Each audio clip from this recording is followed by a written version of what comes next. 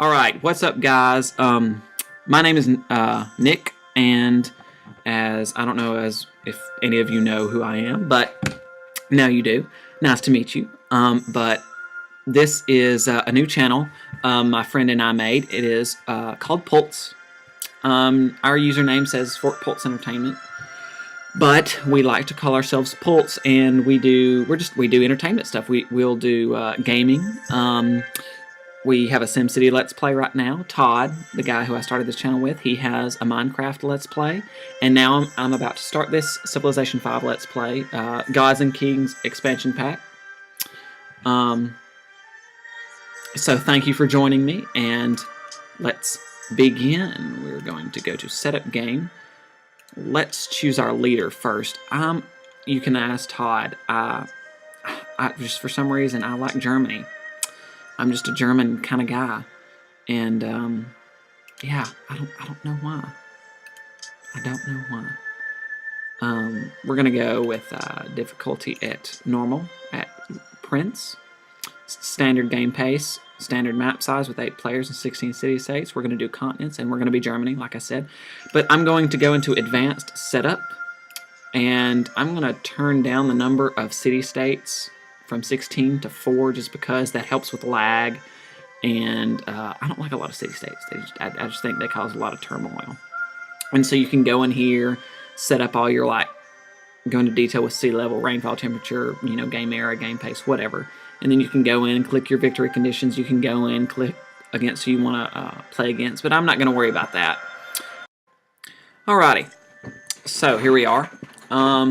I usually don't like to move my settlers around, especially if they're near a river. So what I'm going to do, I'm just going to found a city right here, because usually the game puts you in a location or a spot that it thinks is good. And, well, I trust Sid Meier, so we're going to found that. And it just depends on how I feel, whether I put this guy on Automated Explorer or if I want to keep him nearby. So, since my city's on a hill, and, I mean, there's not a lot of people around, I don't think.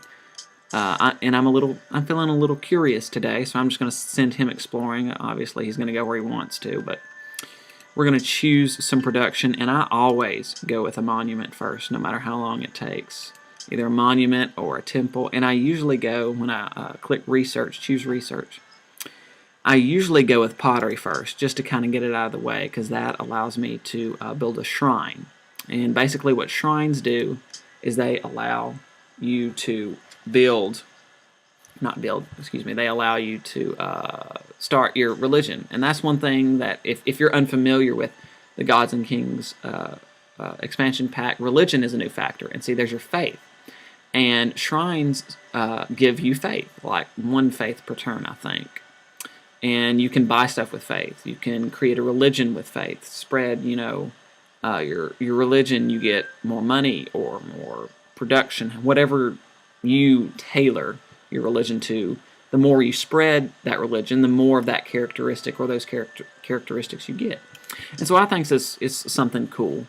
But right now, what I'm really pumped for is the new expansion pack that they're going to release this summer. Called Brave New World. And they're changing around some of the victory conditions. They're adding in some civilizations and some leaders, of course. And they're doing a lot of stuff that I really am excited about, and I can't wait to see. And I'm sorry, but, in the beginning it's always a bit dry and, lifeless when it comes to anything happening. So, let's see. Ruins explored. Okay. So, thank you, good sir. And my computer is not that fantastic. I'm running this screen recording software, and so I've kind of toned down the textures and the shadows and whatnot to make it load a little bit easier. But I think it's still going to be a little bit laggy. So just if you guys could bear with me for a little bit for this episode. Bienvenue, je suis Napoléon de France, le militaire le plus intelligent de l'histoire mondiale. Well, thank you, Napoleon. I usually approach these situations not really going into detail, not really trying to do anything, because there's really nothing you can do. I mean, you're both upstart nations. So I just usually am like, hey, what's up? Goodbye. Talk to you later. Just don't touch me. And you know, I don't meet players this early in the game. Not at 3,800, not on my 5th turn, which is a bit odd. But like I said, guys, this is episode 1 of our Civilization 5 Gods and Kings Let's Play on this channel. And hopefully we're going to get this thing started up. If you think, you know, you'd like to subscribe, or, you know, just... if you think I'm an idiot or stupid or in any way derogatory against society or derogatory to society, then just subscribe. I mean, I would really be interested in... I don't know where I was going with that conversation, but forgive me. Anyway, you see right now, all this up here is very vital information. You see we're making, this little wheel shows the progress of whatever you're researching, of course. This shows how much research you're getting per turn. This little number right here shows how much gold you're getting per turn. That's your total amount. That shows the happiness of your kingdom. And this right here, guys, is the number of, that's like your golden age points. And I have 35 golden age points. Well, that's what we'll call them, out of 500. And when I hit 500... I get a golden age. Well, how many points per turn I get is determined by my happiness. So since my happiness is positive 4 right now, I'm getting 4 golden age points to my next golden age. So that's an incentive to make my people happy or keep them happy. And of course right here, this is my culture. Now see, the thing with culture, I'm getting 3 culture per turn. When I hit 25 culture, I get to buy a policy. Now, I love the fact, I love the whole policy thing. That's one thing I love about Civilization 5. It's a way to bend and morph your gameplay into something awesome, something competitive. And I really like it when we get into these modern policies. That's when it gets interesting. But I'll talk a little bit more about that when I adopt my first policy. But let's choose our next production right quick. I want an actual scout, because I want my guy to stay in Berlin. I want my warrior to stay in Berlin to protect me. So I'm going to build an actual scout. And he's going to go and... oh, look, there we go. It allows your cities to build the granary, which provides food, helping your cities grow larger, which is always a good thing, and allows you to build a shrine.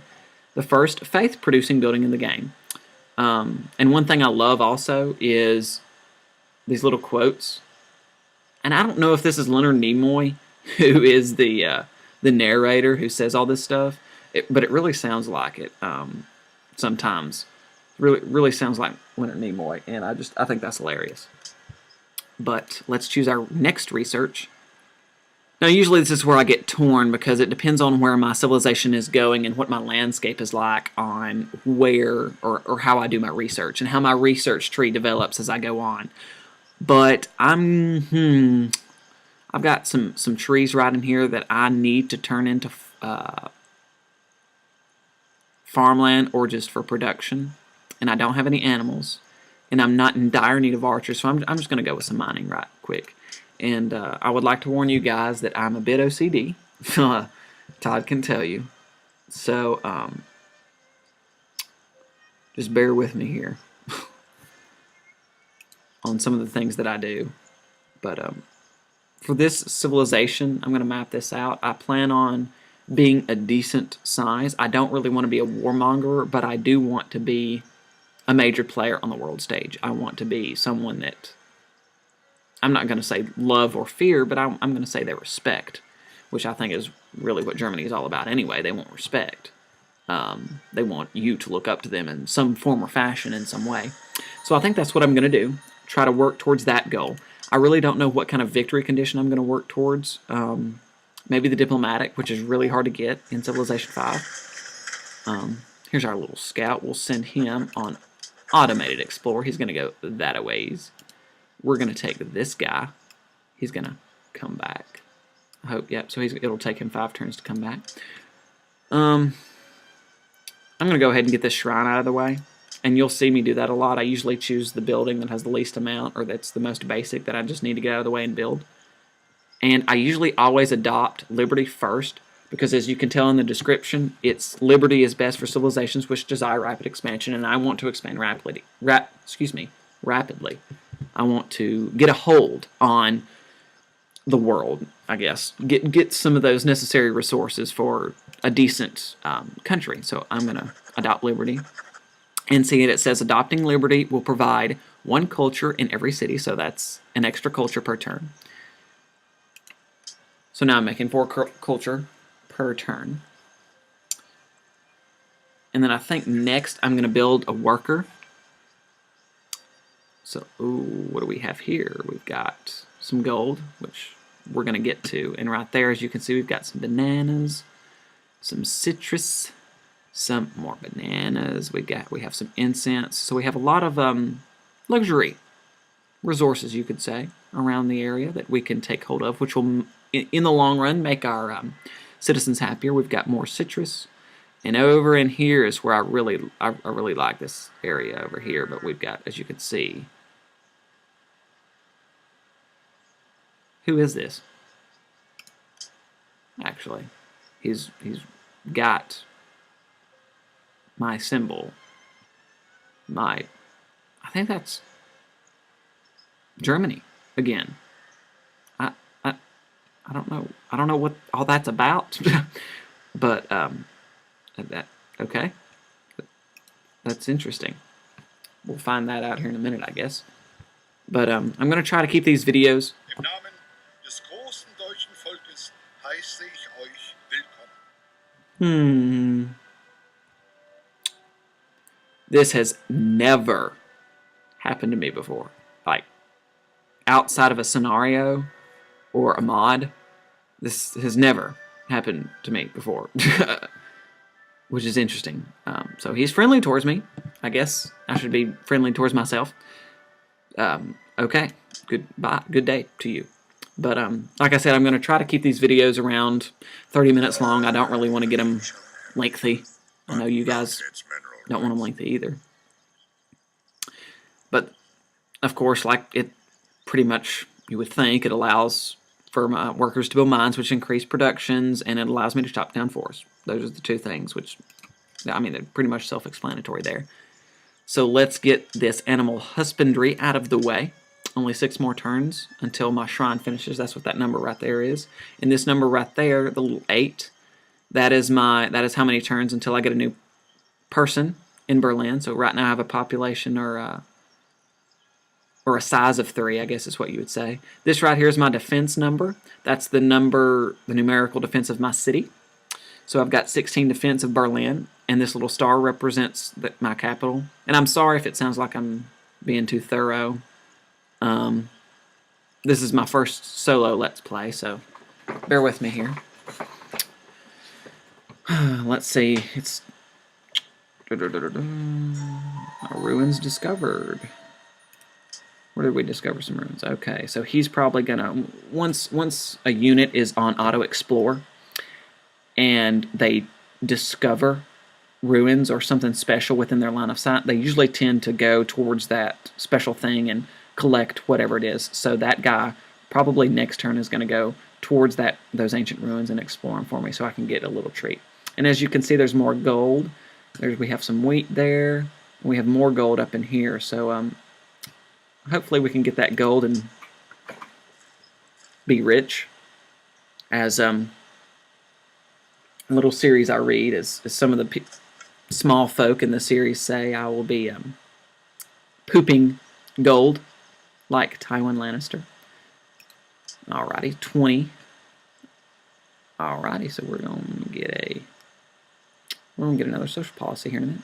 Alright, so we're going to put this guy on alert. And one thing you can do is you can go into here and you can click Fortify. Now in Fortify, the unit remains inactive until the player provides it new orders. So basically it just sits there and it's there. And it gets a decent, pretty good defensive bonus.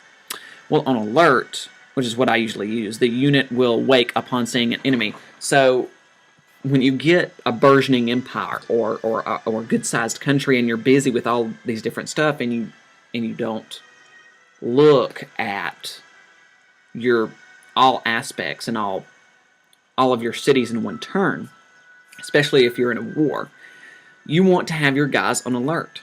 They still receive a defensive bonus like they do in Fortify, but unlike in Fortify, in Alert, if an enemy unit comes by that you're at war with, I think within their line of sight, they wake up and they're queued in that turn. Even if you don't queue them yourselves, they're automatically queued, and in your lineup of things to do over here in your to-do list, it's shown that your unit has awoken and an enemy has been spotted, and you can either click on it or it'll eventually the game will take you to that unit and it'll show you the enemy and you can do whatever from there. So that's what I typically use, just to play it on the safe side. I'm a conservative strategy player. 武勇の誉れ高き貴殿にご挨拶を申し上げたく、さらに公正かつ公平なる連携を心よりお願い申し上げまする。 Very nice to meet you, Oda Nobunaga of Japan. When Todd and I ever play Civilization 5, he usually plays as Oda Nobunaga, or just as Japan in general. Before Civilization 5 came out, we played Civilization 4 Beyond the Sword, which was the latest expansion pack for Civ 4 at the time. And he was always Tokugawa of Japan. He's a fan of Japan, just in general. So, nice to meet you, Japan. And as you see, this will happen. This happens whenever we grow or whenever our culture expands. Now, I've gotten another addition to my social policies, and I usually go with, I'm going to do this one just because it increases my improvement construction rate speed by 25%, and it gives me a free worker. So I won't have to go in and waste time training a worker, which I need right at the moment. So that's what I'm going to do. And see, he pops up. And see, you see these little icons. That's basically what they say to tell you to build. So I'm going to build a farm right there next to the river. And whenever you build a farm early on in the game next to a river or some type of water source other than the ocean, you get a food bonus. So let's see. And we're going to get 1 food from that. So, I mean, that's not awesome, but, that's okay. That's pretty much basic. So we're going to start out with that, hopefully grow our city into the huge capital of the world. So it allows us to construct pastures for cows and sheep and reveals horses to us, which is pretty awesome. So I guess right now we're going to build a granary. Help us grow some more. Basically, what a granary does, it helps you store food, more food than you could normally. So it allows you to grow faster by keeping more food that rolls over every time you go up a person. So we're going to get archery out of the way. If that made any sense. I don't think that made any sense, but we'll say it anyway. And see, all up in here are going to line up my strategic resources. Right now, the only strategic resource that I really have need of or that I know about is horses. But eventually I'll have iron and aluminum and oil and uranium and all those other necessary resources that I need to build certain units or certain buildings. Which I'm pretty much I'm an oil kind of guy. I love oil and aluminum and coal. Those 3 things really. Those are usually what I build my empires on. I say empires like I've done it a billion times. I haven't played Civ 5 as much as I would like to, especially in the past couple of months. Okay. I'm going to end this turn.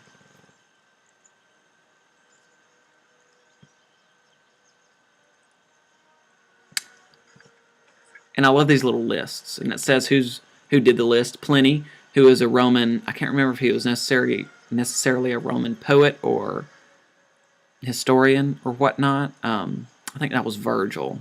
I get Pliny and Virgil mixed up. Anyway, Pliny has completed his greatest work, the list of the people who like shiny things the most. How interesting that Pliny would do that. So it appears that I am the third richest in the world at the current moment, which isn't saying much. We're going to tear down these trees next to this river and build some more farms. And before I end this episode, I want to have another city founded, so I think... France t'offre cette proposition exceptionnelle. Okay, interesting. Basically what he's saying, he's going to give me 25 gold for an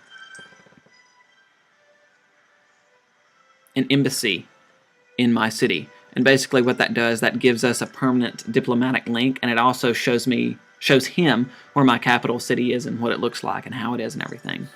I like a lot of money, and we're not really on opposite ends of any type of spectrum right now. We're not mad at each other for anything, but also saying that we're not necessarily good friends. But, I mean, money is money, and it can get you a lot of places in this game, so even 25 coin early on can do a lot, so I'm going to take that offer. Très bien. So, there we are. After the arrow had been feathered with one of the eagle's own plumes. Now, as we go on, once a lot of things start popping up, I'm just going to start going through it, and I'm going to pick up the pace a lot more just because I like to go through and do stuff. And I may not explain things as much, and I apologize, but I just, I mean, you people are smart enough. Y'all, you wouldn't be watching this if you didn't want to game or know how to game, and gaming pretty much consists of you catching on to stuff quickly and comprehending a lot. So, but basically, my next research is I'm going to do research project or technology. Yes, technology. I'm going to do the wheel, and basically just because it'll allow me to construct a road and to build a water mill. Now, water mills are crucial early on because they increase production, as it says in the description, and it also increases food production. Now, roads are vital because they can connect your cities and allow for faster transport of goods or units or whatever, which in wartime can be useful because you can easily defend your kingdom or empire. But in peacetime, they're great because it increases trade and allows you to make a lot more money. So that's what I'm going to do. And I should have showed you, but my defense advisor and my economic advisor both recommended that. So that was the little red shield and the little golden tile thing. We are pleased to meet you. We are pleased to meet you as well, madame. But goodbye and good day. Elizabeth, man, she is she's a piece of work, let me tell you, man. In every single game I've been in with her, she's been a wow. So hopefully, we may go over our time a little bit, but In a trade agreement with England. okay. So she wants basically the same thing Napoleon wanted: an assembly for Certainly. an embassy. Excuse me, let me get my tongue corrected. She wants an assembly, and there we go again. An embassy for 25 gold. So I'm going to take that offer. But anyway, I may go over my time limit a little bit here, but I really want to get another city founded because I don't really feel like I've gotten anywhere this episode, and it's been 25 minutes, 26 minutes already. So, yeah.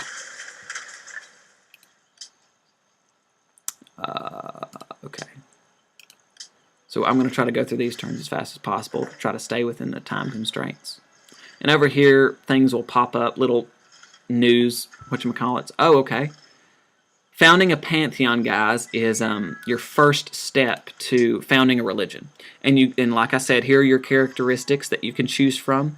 Now, I usually go for God of Craftsmen, just because I like production. I like things to get done quickly in my cities, units or buildings or whatever. But fertility rights is pretty good. 10% faster growth rate. Faith healers is, I mean, all of these are good. Good foundations for a religion.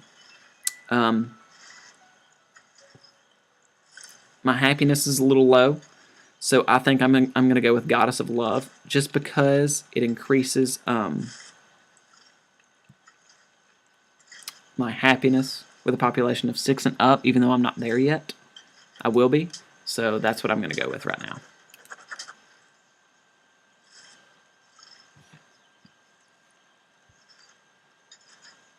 And you know, I may just, I think what I'm going to do, guys, is I'm just going to edit it to the point where I get a settler. That way we can keep everything within a time constraint. So hopefully when we pop back up, I will have just completed my settler. So in the meantime, guys, if you see anything different, sorry, but I'll try to explain everything along the way.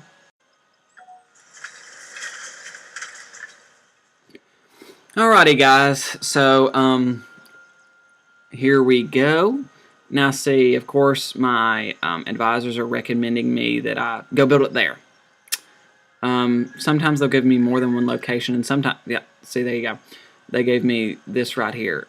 And I mean, there's no way where you can tell where future resources will pop up as you go through the ages. But I like this area right here. So this is where I'm going to go right now, and I've thought about it a lot, and I think I'm going next to expand somewhere over in here.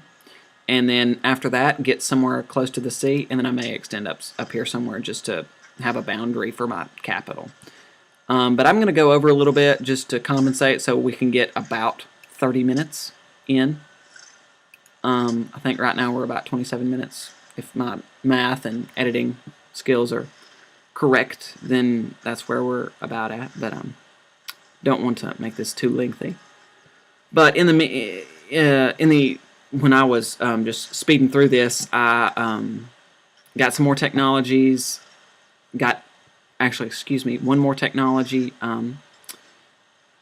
Built this second farm and this mine. Right now I'm building this farm and discovered roads, or not discovered roads, but the technology that I got was the wheel. So I'm going to, I don't know, roads cost a lot early on, so I don't know if I'm going to build a road just yet, but who knows. So we'll see how that goes. So teach us to number our days, so that we may apply our hearts unto wisdom. So this basically allows us to construct a plantation, which is used to harvest citrus, bananas, and incense, and other, I'm sure I'm leaving out something.